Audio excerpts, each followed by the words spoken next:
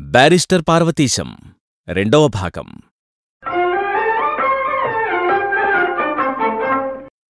ఇంటి దగ్గర అలవాటు చొప్పున ఉదయాన్నే అనగా 6 గంటల లోపుననే మెలకు వచ్చింది. లేచి కిటికీ తెర తొలగించి గాజు తలుపులలోనుంచి బయటకు చూస్తే అంతా అంధకారంగా ఉంది. ఈ వసతిగృహంలో కూడా సంచలనము ఆట్టే ఉన్నట్టు కనపడలేదు. ఈ మేడలు, ఇక్కడ కట్టుబడి, ప్రతిచోటా ఈ కుర్చీలు, సోఫాలు, నడవడానికి నేలమీద తివాసీలు అన్నీ చూస్తుంటే చాలా ఆశ్చర్యమనిపించింది. నేను పుట్టిన తరువాత ఇన్ని సంవత్సరాలలోనూ ఎక్కడా ఇటువంటివి చూడలేదు. ప్రతి తలుపుకీ కిటికీలకు కూడా అందమైన బోలెడంత ఖరీదైన తెరలు కూడాను. ఎందుకో వాటి ఉపయోగమేమిటో నాకేమీ అర్థం కాలేదు. హాయిగా గాలి చొరకుండా, ఊపిరాడకుండా ఇంత బందోబస్తు ఎందుకో ఊహించలేకపోతున్నాను. తరువాత ఫ్రాన్స్లోనూ ఇక్కడా కూడా ఇళ్లకూ షాపులకూ అన్నిటికీ కూడా అద్దపు తలుపులే. వాళ్లకిక్కడ దొంగల భయము ఉండదు కాబోలు. తమాషాకు ఇళ్లమీద రాళ్లు విసిరే అల్లరిపిల్లలు ఉండరు కాబోలు ననుకున్నాను. ఇలా ఆలోచిస్తూ మళ్లీ కాసేపు మంచం మీద పడుకున్నాను. ఇంకా ఇంత చీకటేమిటి? తెల్లవారకపోవడమేమిటి? సూర్యుడేమన్నా లేవడం మరిచిపోయాడా? ఇక్కడ జనమంతా లేవడం ఎప్పుడు? మొహాలు కడుక్కోవడం వగైరా నిత్యకృత్యాలన్నీ ఎప్పుడు? వాళ్ల పనిపాటలు చూసుకోవడం ఎప్పుడు? ఆడామగా కూడా బారెడు పొద్దెక్కిన తర్వాత లేస్తే వంటావార్పు ఎప్పుడు అనుకుంటూ ఆలోచిస్తుంటే మళ్లీ ఓ మబ్బుతెర వచ్చింది. కునుకుపట్టింది. మరో గంట వరకు మెలకువ రాలేదు. అప్పుడు లేచి తొందరగా ముఖం కడుక్కుందామనుకుంటే ఎక్కడికి వెళ్లాలో తెలియలేదు. తలుపు తీసి చూస్తే బయట ఎవరూ కనపడలేదు. మళ్లీ లోపలకు వెళ్లి ఎలాగా అని ఆలోచిస్తుంటే గోడమీద ఒకచోట ప్రెస్ బటన్, సర్వెంట్ అని ఉన్నది. ఇదేమిటో చూద్దామని వాళ్లు వ్రాసినట్లుగానే ఆ బొత్తాము నొక్కాను. ఉత్తరక్షణములో గాలిలోనుంచి వచ్చినట్లు ఒక మనిషి తలుపు తీసుకుని లోపలకు వచ్చాడు. వాడి వేషం, నిలబడ్డ టీవీ అన్నీ చూస్తూ వీడెవడైనా పెద్ద ఉద్యోగా అనుకున్నాను. వాడే కొంచెం ముందుకు శిరస్సు వంచి చిరునవ్వు నవ్వుతూ good morning sir, had sound sleep అన్నాడు. తర్వాత ఆరివాడిల్లు బంగారంగానూ, అందులోనూ పెద్ద ఉద్యోగిలా వేషం వేసుకుని కూడాను అనుకుని ఆశ్చర్యంతో ఏమి చెప్పాలా అని ఆలోచిస్తుంటే మళ్లీ వాడే what can you do for you sir అన్నాడు.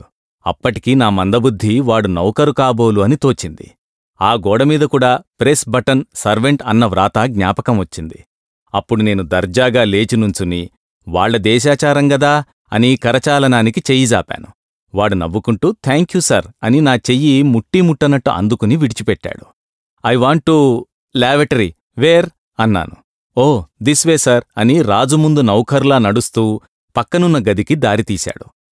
తలుపు తీసి you can wash here sir అని గోడనున్న ఒక పింగాణీ పళ్ళెం, అందులోకి ఉన్న కుళాయి చూపించాడు. ఓ పెద్ద పింగాణీ తొట్టి చూపించి you can have your bath here sir, hot or cold అని అందులోకి ఉన్న 2 కుళాయిలు ఒక మాటు తిప్పి చూపించాడు. ఒక దాంట్లోనుంచి పొగలు చిమ్ముతూ వేడినీళ్లు, రెండో దాంట్లోనుంచి జివ్వుమనే చల్లటి నీళ్లు వచ్చాయి. తరువాతను పక్కనున్న ఇంకొక గోడను చూపించి మీట్ యూ లేటర్ సర్ అని చక్కా పోయాడు. ఏదు చూచినా అంతా వింతగానే కనపడింది. మన దేశానికి ఈ దేశానికి ఏ విషయంలోనూ సాపత్యము కనబడలేదు. ఆ గదిలో నా కాలకృత్యాలు తీర్చుకోవడానికి ఎంతసేపు పట్టిందో, ఎలా తెముల్చుకుని బయటపడ్డానో చెప్పుకుంటూ పోతే చాలాసేపు పట్టడం, కొంచెం విసుగుదలగా ఉండడం తప్ప మరేమీ ప్రయోజనం ఉండదు కదా. కాని ఒక్క మాట మట్టుకు చెప్పక తప్పదు. ఏదైనా కొత్త పద్ధతులు కనపడ్డప్పుడు వాటి సంగతి, సందర్భాలు, మంచి చెడ్డలు, ఉపయోగాలు ఇట్టే ఊహించుకుని ఉపయోగించగలిగేవాళ్లు తప్ప తక్కినవాళ్లకు అనగా సామాన్యులకు ఇదో పరీక్షా సమయమే అవుతుంది. చాలా ఇబ్బంది పడతారు. ఇంకొక్క సంగతి ఇక్కడ చెప్పాలి. నేను ముందు నా గదిలోకి వెళ్లి తువ్వాలు అది తెచ్చుకోవాలనుకున్నాను. ఇంతలోకే ఎదురుగుండా ఉన్న చాకలి తెచ్చిన తువ్వాలు మడత, సబ్బు కనబడితే ఇవెందుకున్నాయిక్కడ? మనకోసమేనా?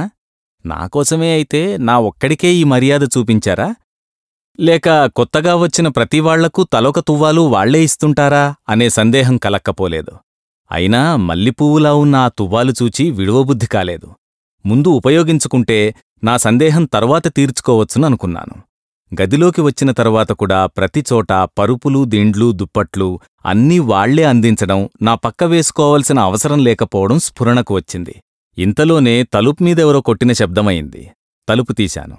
ఇంత క్రితం వచ్చిన నౌకరే పెద్ద పళ్ళెంలో టీ, కొన్ని రొట్టెముక్కలు, వెన్న, పంచదార, పాలు వగైరా తీసుకువచ్చి బల్లమీద పెట్టి నిశ్శబ్దంగా నిష్క్రమించాడు. ఏమిటి మర్యాద, ఈ రాజలాంఛనాలు అనుకుంటూ ఫలహారం చేసి ఇకనేమిటి చెయ్యడం? ఎక్కడికి వెళ్లడం, ఎవర్ని అడిగి తెలుసుకోవడం అని ఆలోచిస్తూ కూర్చుండగా కొంతసేపటికి రాత్రి నాకు పరిచయమైన మీనననే పెద్దమనిషి నెమ్మదిగా పైనుంచి తలుపు కొట్టి, నేను తలుపు తీయగానే నవ్వుతూ లోపలికొచ్చి, గుడ్ మార్నింగ్ సార్, రాత్రి సుఖంగా నిద్రపోయారా? ప్రొద్దున్న టీ వగైరా అందినాయా? నేను సమాధానం చెప్పకుండానే అదిగో అన్నీ అయినట్టున్నాయే అన్నాడు బల్లమీద ఉన్న టీ కప్పు వగైరా సామాగ్రి చూచి. నన్నొకసారి ఊళ్ళోకి తీసుకువెళ్ళి ఊరు చూపిస్తారా అని అడుగుదామనుకుంటూ ఉంటే తనే, మీరీవేళ ఉంటారు కదా ఇక్కడ, ఏం చేస్తారు? మీరెక్కడికైనా వెళ్లవలననుకుంటున్నారా? లేకపోతే నాతో వస్తే ఒకసారి ఊళ్ళో తిప్పి తీసుకొస్తాను, కొంత ఉత్సాహంగా ఉంటుంది మీకు అన్నాడు. నా ఊహ ఇట్టే కనిపెట్టినట్టు అన్న ఈ మాటలకు ఎంతో సంతోషించి, మీరు చాలా మంచివారండి, నేను మిమ్ములనే ఒకసారి ఊళ్ళోకి తీసుకువెళ్లమని అడుగుదామనుకుంటున్నాను. నా ఊహ మీరు గ్రహించినట్లు మీరే తీసుకువెడతామంటున్నారు, చాలా సంతోషం. అయితే వెంటనే బయలుదేరదామా అన్నాను. లేవండి వెడదాం, మీరొక మాట తలదువ్వుకోండి. మనం ముందు భోజనాల హాలులోకి వెళ్ళి అక్కడ కొంచెం ఫలహారం చేసి బయటకు పోదాం అన్నాడు. ఫలహారం ఇప్పుడైంది కదా అన్నాను. అబ్బే, ఇది చాలదులేండి, ఇది ఊరికే మన దినచర్యకి ఉత్సాహం కల్పించడం వరకే దాని ప్రయోజనం. మరికొంత ఘనంగా పూటుగా కడుపులో పడితేనే తప్ప మధ్యాహ్నం మళ్లీ 1 గంట వరకు మన బండి నడవదు అంటూ నన్ను భోజనాల హాల్లోకి తీసుకువెళ్లాడు. రాత్రి చూచిన హాలే అది. బల్లనిండా పళ్ళాలు, సాసర్లు, కత్తులు, కఠార్లు వగైరా సామాన్లన్నీ అమర్చి ఉన్నాయి. కొంతమంది అప్పుడే ఫలహారాలు చేస్తున్నారు. నిన్న రాత్రి కనపడ్డ తెలుగాయన మమ్మల్ని చూసి గుడ్ మార్నింగ్ అని తల ఊపి తన ఫలహారంలో నిమగ్నుడయ్యాడు. ఖాళీగా ఉన్న చోట మేమిద్దరం కూర్చున్నాం. మీరు బ్రాహ్మణులు కదా అన్నాడు మీనన్. వాడెలా తెలుసుకున్నాడా అని అనుకుంటుంటే, మీరు శాకాహారి కాదా అందుకడిగాను. నా సమాధానం వినకుండానే మా వెనక నిలబడ్డ నౌకరుతో నాకు శాకాహారం, తనకు మామూలువి ఇమ్మని చెప్పాడు. అతను వెంటనే నాకో పళ్ళెన్నిండా చక్కని జావలాంటి పదార్థం, పాలు, పంచదార, రొట్టె, వెన్న వగైరాలు అమర్చాడు. మీననుకు మరొకటేదో పెట్టాడు. ఒక్క క్షణం ఇటువంటి వస్తువులు తినేవాడి పక్కన కూర్చుని ఆ వాసన భరిస్తూ నేను భోజనం చేయవలసి వచ్చిందే అని అదోలా అనిపించింది. ఈ సంగతి మా అమ్మకీ నాన్నకీ తెలిస్తే వాళ్ళేమంటారా అని ఆలోచిస్తుండగా మీనను వెంటనే కానివ్వండి, త్వరగా బయటకు పోదాం అని హెచ్చరించాడు. మేముభయులమూ మా ఫలహారం ముగించి బయటపడ్డాం. వీధిలో అడుగుపెట్టడంతోటే అప్పటికి 10 గంటలేనా కాకపోయినా వీధి నిండా గబగబా నడిచి వెళ్లే జనం, గుర్రబ్బళ్ళు, మోటార్ కార్లు, ట్రామ్ కార్లు కనబడ్డాయి. ఎంతో సందడి, హడావిడిని. ఇక్కడ రోడ్లు మామూలుగా చదునుగా కాకుండా ఇటికలలాంటి రాళ్లతో తాపడం చేయబడి ఉన్నాయి. అందుచేత బండి గుర్రాల డెక్కల చప్పుళ్ళు, ట్రామ్ కార్ల చప్పుళ్ళు విశేషంగా చెవులు తడికలు కట్టేటట్టు వినిపించినాయి. నా స్నేహితుడు నాకేసి చూచి నా ఊహ గ్రహించినట్లు 2-3 రోజులుంటే ఈ ధ్వనికి మీరు అలవాటు పడతారులేండి అన్నాడు నెమ్మదిగా. ఒక ట్రామ్ దగ్గరకు తీసుకువెళ్లి ఎక్కించాడు. అక్కడినుంచి లండను నగర సందర్శనం ప్రారంభించాం.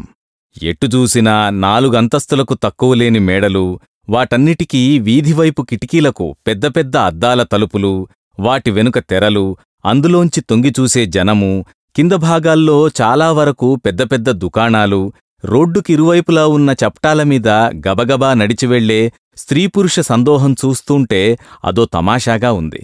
ఆడామగా అందరూ కూడా కాళ్లకు బూట్లు తొడుక్కున్నవాళ్లే. అందరికీ ఒకటే హడావిడి తెల్లవారేసరికి. ఇన్ని వేల జనం ఇంత హడావిడిగా ఎక్కడికి పోతుంటారా అనుకుంటూ కూర్చున్నాను. పక్కనున్న స్నేహితుడు ఏవేవో చెబుతూనే ఉన్నాడు. కొన్ని తలకు తగులుతున్నాయి, కొన్ని తగలడం లేదు. ఇంతలో ఊరి మధ్య నుంచి ప్రవహిస్తున్న నది, దానిమీద వంతెన కనబడ్డాయి. చూడు చూడు, ఇదే థేమ్స్ నది అన్నాడు నా స్నేహితుడు. ఈ వంతెనే వాటర్లూ బ్రిడ్జ్ అన్నాడు. చాలా చరిత్ర ప్రసిద్ధమైనది. ఆ పక్కనున్నది చిత్రంగా కనపడ్డ పెద్ద భవనం, పార్లమెంట్ హౌజ్ అన్నాడు. ట్రామ్లో కూర్చుని చూసినా ఎంతో బ్రహ్మాండంగా కనబడ్డది. నది మన గోదావరిలా పెద్దది కాకపోయినా ఎంతో ప్రముఖమైనదని, ఈ నదీముఖంలో నుంచి ప్రపంచవ్యాప్తంగా, అందులో ముఖ్యంగా మన దేశానికి, మన నిత్యావసరానికి సమస్త సామాగ్రి ఎగుమతి అవుతూ ఉంటుందని నా మిత్రుడు చెప్పుకుపోతున్నాడు. ఈ నది, నదిలో ఓడలు, పక్కనున్న పార్లమెంట్ హౌజు, ఇవన్నీ చిన్నప్పుడు జాగ్రఫీలో చూచిన బొమ్మల్లాగానే ఉన్నాయి. ఏమీ తేడాలేదు. అతను చెప్పకపోతే నేనే అడిగేవాడిని, ఇది పార్లమెంటు కాదా అని. ఇంకా అతనేదో చెప్పుకుపోతున్నాడు. నా ఊహ ఎక్కడికో పోయింది. వర్తమానం దాటి వెనకటికెక్కడికో, ఏ కాలంలోకో. ఇవన్నీ నేనిదివరకు చూచాననే, నేనిక్కడ చాలాసార్లు తిరిగాననే భావం కలిగింది. ఇలాగనే ఫ్రాన్సులో కూడా ఒకసారి ఆ ఊహ వచ్చింది. మా మిత్రుడు చెబుతున్నదేదీ వినపడడం లేదు. నా స్మృతి గతములోకి ఎక్కడికో పోయింది. నేను నిజంగా ఎప్పుడైనా పూర్వజన్మలో ఇక్కడికి వచ్చానా అనిపించింది కూడాను. నా స్నేహితుడు తను చెప్పేది నేను వినడం లేదని తెలుసుకుని కాబోలు నా భుజం మీద చెయ్యివేసి, ఏమండి, నిద్రపోతున్నారా? ఏమైనా కలలు కంటున్నారా అన్నాడు నవ్వుతూ. కలలేనండి, మేలుకొని ఉండగానే నా ఊహ దేశమూ కాలమూ దాటి ఎక్కడికో తీసుకుపోతున్నది. నేనిదివరకు వీటినన్నిటినీ చూచిన భావన కలుగుతోంది. చాలా చిత్రముగా ఉంది అన్నాను. నా మిత్రుడు ఒక్కసారి నా ముఖంకేసి దీర్ఘంగా చూచి 2 నిమిషముల వరకు ఏమీ మాట్లాడలేదు. ఇలాగా సుమారు 1 గంట వరకు ట్రామ్లో కూర్చొనే ఎన్నో భవనాలు చూచాము. కొన్ని నాటకశాలలు చూశాము. కొన్ని ప్రసిద్ధమైన చర్చిలు చూశాము. కాని ఎక్కడా దిగడానికి, ఏదీ పరీక్షగా చూడడానికి వీలుకాలేదు. ఒకటొకటే సావకాశంగా చూడాలంటే కొన్ని మాసములు పడుతుంది సుమండి అని నా స్నేహితుడు చెప్పాడు. అందుచేతను అంతటితో తృప్తిపడక తప్పింది కాదు. 1 గంట ఎక్కడో కొట్టింది. ఇంకను మనం దిగుదామని నా స్నేహితుడు చెప్పి నన్ను కిందకు తీసుకువెళ్ళాడు. మీకేమన్నా ప్రయాసగా ఉందా? ఇక్కడెక్కడైనా లఘువుగా భోజనం చేసి మళ్లీ తిరుగుదామా? లేకపోతే మన బసకు వెళ్ళి అక్కడ భోజనం చేసి కొంచెం విశ్రమించి మళ్లీ ఊరుమీద పడదామా అన్నాడు నవ్వుతూ. ట్రామ్లో కూర్చున్నాం కదా, ఉదయం నుంచి శ్రమే ఉన్నది. ఇక్కడెక్కడైనా మీరన్నట్లు భోజనం చేసి మళ్లీ మన చాంద్రాయణం సాగిద్దాం. రేపెలాగూ నేను వెళ్లవలననుకుంటున్నాను అన్నాను. సరే రండి అయితేను అని ఒక చిన్న హోటల్కి దారితీశాం.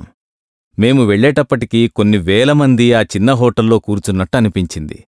ఇంత చిన్న హోటలైనా ఇక్కడికి ఇంతమంది వస్తున్నారంటే ఇదొక రకంగా మంచి హోటలే అయి ఉండాలనుకున్నాను. మేము గది 4 మూలలు తిరిగి ఓ 2 కుర్చీలు సంపాదించగలిగాం. మేము కుర్చీలమీద పూర్తిగా కూర్చోకుండానే ఒక నౌకరు వచ్చి నాటి వంటకాలు వ్రాసి ఉన్న కార్డు ఒకటి నా స్నేహితుడి చేతికి అందించాడు. అతను తీసుకుని తనకు కావలసినది ఏదో పురమాయించి, నేను శాకాహారినని, నాకనుకూలమైనవేవో తీసుకురమ్మనమని చెప్పాడు. ఆ కార్డేమిటని మా స్నేహితుణ్ణడిగాను.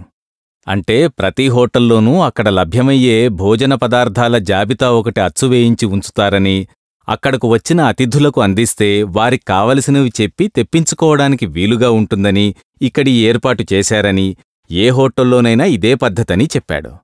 మదరాసు హోటల్లో ఏమున్నాయని మనం అడగడము, ఇడ్లీ సాంబార్ వడాయ్ అని ఏదో పెద్ద గొంతుకతో ఏకరువు పెట్టడము, అవన్నీ మనకు వినపడక ఏవో ఒకటి తెప్పించుకోవడం, తిన్న తరువాతను ఎంతయింది మనతో చెప్పకుండా వెనకాలే అంజయ్ కాలణయ్ అని కేకవెయ్యడము జ్ఞాపకం వచ్చి ఈ ఏర్పాటు చాలా బాగున్నదని అనుకుంటూ ఉండగా మా స్నేహితుడి ఎదుట ఒక ప్లేటు, నా ఎదుట ఒక ప్లేటు తీసుకువచ్చి ఆ నౌకరు ఉంచాడు. నా ప్లేటు చూసేటప్పటికీ నా కంటికి పొరపాటు గుప్పున వాసన నా ముక్కుకు తగిలింది. చూసేటప్పటికీ చక్కగా పచనమైన మత్స్యావతారము కనపడింది. ఇహను వరసాగ్గా దశావతారాలు తెస్తాడా ఏమిటా అని భయపడుతూ ఇదేమిటి అన్నాను. చేపండి అన్నాడు నౌకరు. నేను శాకాహారిని కదా అన్నాను. మరి ఇది కూడా శాకాహారము కాదా అన్నాడు వాడు. ఇది శాకాహారమేమిటి అన్నాను. కాదండి సార్, దాన్ని చంపితే ఎర్రని రక్తం రాదు, ఎర్రని రక్తం కార్చే జంతువు మాంసమే మాంసాహారమవుతుందని నిర్వచనం చేశాడు. అయినా సరే ఇది నాకు పనికిరాదన్నాను. వెంటనే వాడది తీసుకువెళ్ళి ఉడకబెట్టిన కోడిగుడ్డో బాతుగుడ్డో తీసుకుని వచ్చాడు. ఇదేమిటో ఈ గాడిదగుడ్డు అన్నాను. ఇది శాకాహారమేనా ఏమిటి అన్నాను. అవునండి, అందులోనూ చాలా ప్రశస్తమైనది అన్నాడు. ఇదీ నాకు వద్దన్నాను. మరింకా శాకాహారమంటే ఏమిటండి సార్ అన్నాడు. చేప పనికిరాక గుడ్డు తినక మరింకేం తింటారండి సార్ అన్నాడు. అప్పుడు మా స్నేహితుడు కలగజేసుకుని వారికి కొంచెం అన్నం, బంగాళదుంప కాని, క్యాబేజీ కాని అలాంటిదేదైనా మరొకటి తీసుకురమ్మన్నాడు. ఆ మాటలు విని వాడు నిర్ఘాంతపోయి ఇలాంటిది తిని వీళ్ళెలా బతుకుతారా అనుకున్నాడు కాబోలు. నాకేసి ఒకసారి జాలిగా చూసి ఈ వరసేమీ బాగాలేదన్నట్లు తల అటూ ఇటూ ఊపి 2 నిమిషాల్లో ఒక ప్లేట్లో గుప్పెడు అన్నము, ఇంకో 2 ప్లేట్లలో 2 కూరలు తీసుకువచ్చి నా ఎదుట పెట్టాడు. బ్రతుకు జీవుడా అనుకుని కాలే కడుపుకి దక్కిందే కబళం అన్నట్లు అది తిన్నాను. వెంటనే ఆ ప్లేటు తీసుకుపోయి ఇంకొక ప్లేటులో చిక్కని సగ్గుబియ్యం పరమాన్నమూ పాలు తీసుకువచ్చి మాకుభయులకు అందించాడు. పోని ఇదేనా హితవుగా ఉన్నదనుకుని అది ముగించి పోని మరో ప్లేటు తెమ్మందామనుకుంటుంటే నా స్నేహితుడు నా ఊహ గ్రహించినట్టున్నాడు. అదేమీ వద్దని సంజ్ఞ చేశాడు. మా భోజనం పూర్తి అయ్యి అవ్వకుండానే నౌకరు ఒక ప్లేట్లో బిల్లు తీసుకువచ్చి అతను బిల్లు మొత్తం చెల్లించి అదనంగా 2 షిల్లింగులు కాబోలు ఇచ్చాడు. వాడది సంతోషంతో స్వీకరించి వెళ్ళిపోయాడు. మేము బయటకు వచ్చాం. అక్కడ నుండి మళ్లీ మరో ట్రామ్ ఎక్కి నగర సంచారానికి ఉపక్రమించాం. చాలా పెద్ద పెద్ద షాపులు, వ్యాపార సంస్థలు, పత్రికా కార్యాలయాలు, పుస్తకాల షాపులు ఎన్నెన్నో కనబడ్డాయి. ఏ షాపులో చూసినా అక్కడ దొరికే వస్తువులన్నీ ఎంతో ముచ్చటగా అలంకరింపబడి ఉంటాయి. కాని ఒక్కచోట మటుకు చూచిన షాపు భయంకరంగానూ జుగుప్సాకరంగానూ ఉండి కడుపులో కెలికినట్లయి వాంతి వచ్చేటంత పనయింది. ఆ షాపులో గోవుల కళేబరాలు, గొర్రె మేక కళేబరాలు, పందుల కళేబరాలు వగైరా చర్మాల్లేకుండా కడుపు చీల్చి లోనున్న పేగులు తీసేసి నిలువునా వేలాడుతూ కనబడ్డాయి. తలుచుకుంటే ఇప్పటికీ నాకు ఒళ్ళు గగురు పొడుస్తుంది. మాంసము తింటే మటుకు బొమికలు మెడలో వేసుకోవడము ఎందుకు అంటారు మనవాళ్లు. అలాగా ఈ భీకర ప్రదర్శనం లేకపోతేనేమి అనుకున్నాను. ఒక్క మాటు దిగి ఆ దుకాణంలోనికి వెళ్ళి ఆ యజమానిని ఇదేం పని అని మందలిద్దామని కూడా అనుకున్నాను. సిగ్గులేదా అని 4 దులిపేద్దామనుకున్నాను. ఇంతలోకే ఆ కొట్లు దాటిపోయాయి. ఆ దృశ్యం మరుగున పడగానే నా ఆవేశము తగ్గి, అదేం మన ఊరా, మన దేశమా, మనం చెబితే వాళ్ళు వింటారా అనే ఆలోచనతోచి నయము తొందరపడి గొడవపడ్డాను కాను అనుకుని సంతోషించాను. తరువాతను ట్రాఫెల్గార్ స్క్వేర్ అని ఓ ప్రదేశం, అందులో మధ్యను నెల్సన్ శిలాప్రతిమను చూపించాడు. ఆ తరువాతను ఏదో పికడల్లీ సర్కస్ అన్నాడు. అయితే ఇక్కడ కూడా సర్కస్ కంపెనీలుంటాయా అన్నాను, ఉంటే చూడవచ్చని ఉద్దేశంతో. అతను నవ్వి, మనకు వీధిలో కనబడే జంతువులు తప్ప మరో జంతువులుండే సర్కస్ కంపెనీలు ఏమీ లేవిక్కడ. ఈ ప్రదేశం పేరు సర్కస్ అంటారు. ఆ పేరెందుకొచ్చిందో మట్టుకు నాకు తెలియదన్నాడు. అప్పటికి సాయంత్రం 4 గంటలవుతుంది. మళ్లీ ఒకచోట ట్రామ్ దిగుదామన్నాడు మీనన్. నన్ను దింపి దగ్గరున్న మరో చిన్న హోటల్కు తీసుకువెళ్ళి అక్కడా మళ్లీ టీ, ఫలహారాలు వగైరా ఏర్పాటు చేశాడు. ఫలహారాలంటే మనకు పకోడీలు, పుణుకులు, మిఠాయి ఉండల వంటివి లేవు. రొట్టె, దానికి అనుపానం వెన్న, పండ్లతో తయారైన అదేదో జామట, అది, కొన్ని తీయని కేకులును, ఇవి ఫలహార వస్తువులు. లఘువుగా ఫలహారం కానిచ్చి మళ్లీ బయటపడ్డాం. ఈసారి ట్రామ్ ఎక్కకుండా కొంత దూరం షాపులకేసి చూస్తూ ఎంతో ఆనందంతో నడిచాం. అక్కడ ఒక పిక్చర్ హౌస్ అనేది ఉన్నది. అక్కడ నా మిత్రుడాగాడు. పైన పెద్ద పెద్ద అట్టలమీద చిత్రమైన స్త్రీ పురుషుల బొమ్మలు కనపడ్డాయి. ఇదేమిటన్నాను. రండి లోపలకు పోదాము, ఇది చూపించడానికే మిమ్మల్ని ఇక్కడికి తీసుకువచ్చాను. లోపల ఒక తెరమీద కదిలే బొమ్మల నాటకం మనకు కనిపిస్తుంది, చాలా బాగుంటుంది అని లోపలకు దారితీసి చెరొక టిక్కెట్టు కొని లోపలికి తీసుకువెళ్లాడు. లోపలంతా చీకటిగా ఉన్నది. ఒకతను మాకు దీపము చూపించి మేము కూర్చోవలసిన చోటు చూపించాడు. మేం కూర్చున్నాం. మా ప్రక్కన ఎవరున్నారో, లోపల ఎంతమంది ఉన్నారో ఏమీ కనపడలేదు. మాకు ఎదురుగా ఒక పెద్ద తెర, తెల్లనిది. దానిమీదను స్త్రీ పురుష ఛాయలు హావభావములతో కదిలిపోతున్నాయి. కొంతసేపటికి ఇది ఒక నాటకము ఈ రూములో ప్రదర్శితమవుతున్నదని తెలుసుకున్నాను. ఆశ్చర్యచకితుణ్ణైనాను. ఓ మాటామంతి లేకుండా, ఏ శబ్దమూ వినపడకుండా, మనిషి కనపడకుండా ఆ మనుష్యుల నీడతోనే సుమారు 2 గంటలసేపు మనకు నాటకము ప్రదర్శించగలిగారంటే ఎంతో అద్భుతమనిపించింది. ఏమనడానికి మాటలు కనబడలేదు. మధ్యను మట్టుకు 1-2 సార్లు వెలుతురు వచ్చింది. ప్రదర్శనశాల అంతా కనపడ్డది. అది చాలా పెద్దది. అధమపక్షం 1000 మంది పైగా స్త్రీ పురుషాదులంతా కూర్చొని ఉన్నారు. ఇందులో తరతమ భేదము ఉన్నదేమో అప్పుడు తెలియలేదు. ఇంతమందిని ఏ అల్లరీ లేకుండా ఈ ఛాయానాటకం ఆకట్టుకోగలిగిందంటే ప్రదర్శకులు ఎంత ప్రజ్ఞావంతులో అనిపించింది. మేము నాటకము చూడడము పూర్తి కాగానే నెమ్మదిగా లేచి బయటకు వచ్చాము. తెరమీద ప్రదర్శన సాగుతూనే ఉంది. వచ్చేవాళ్లు వస్తూనే ఉన్నారు, వెళ్లేవాళ్లు వెళుతూనే ఉన్నారు. మన ఊళ్ళోకి మళ్ళే నాటకం పూర్తి కావడం, జనం పెద్ద గోల చేసుకుంటూ ఒకళ్లనొకళ్ళు తోసుకుంటూ బయటకు రావడం పద్ధతి లేదిక్కడ. ఒక ప్రదర్శన కావడంతోటే ఆపకుండా మళ్లీ ఒక ప్రదర్శన ప్రారంభం అవుతుంది. అందుచేత ఎవరికి తీరిక అయినప్పుడు వారు వచ్చి లోపల కూర్చొని వారు ఏ రంగము దగ్గర నుంచి ప్రదర్శన చూశారో మళ్లీ ఆ రంగము వచ్చే వరకు కూర్చుని బయటకు వెళ్ళిపోతారు. అంతేగాని మొదటినుంచి మళ్లీ చూదామని ఎవ్వరూ అక్కడ కూర్చుండిపోరు. ప్రదర్శన జరుగుతున్నంతసేపు హాలంతా ఎంతో నిశ్శబ్దం. మన దేశంలో ఇలా ఉండడం సాధ్యమా?